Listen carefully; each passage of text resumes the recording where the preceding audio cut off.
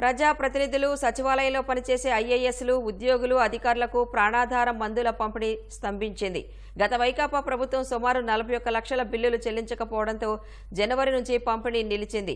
శాసనసభ, శాసనమండలి మాజీ సభ్యులు, ప్రస్తుత ఎమ్మెల్యేలు, ఎమ్మెల్సీలు, సచివాలయంలో పనిచేసే అధికారులు, ఉద్యోగులు, వారి కుటుంబ సభ్యులకు వైద్య నిపుణులు సూచించిన మేరకు బ్రాండెడ్ మందులను సచివాలయంలోని వైద్య విధాన పరిషత్కు చెందిన ఆరోగ్య కేంద్రంలో చాలా కాలం నుంచి ఇస్తున్నారు. దీనికోసం 2 నెలలకు కలిపి సుమారు 50 లక్షల విలువ గల మందులు కొనుగోలు చేస్తున్నారు. వైద్య ఆరోగ్య శాఖ పిలిచిన టెండర్ ప్రకారం ఓ సంస్థ సెప్టెంబర్ 2022లో 32.1% రాయితీతో మందులు ఇచ్చేలా ప్రభుత్వంతో ఒప్పందాన్ని కుదుర్చుకుంది. ఈ టెండర్ ఈ ఏడాది సెప్టెంబర్తో ముగియనుంది. అయితే టెండర్ పొందిన సంస్థ వద్ద అన్ని రకాల మందులు ఉండవు. ఇతర పంపిణీదారుల నుంచి తెప్పించి సచివాలయానికి పంపుతోంది. ఈ క్రమంలో 2023 డిసెంబర్లో సుమారు 41 లక్షల బిల్లుల చెల్లింపులు నిలిచినందున టెండర్ పొందిన సంస్థ మందుల పంపిణీని ఆపేసింది.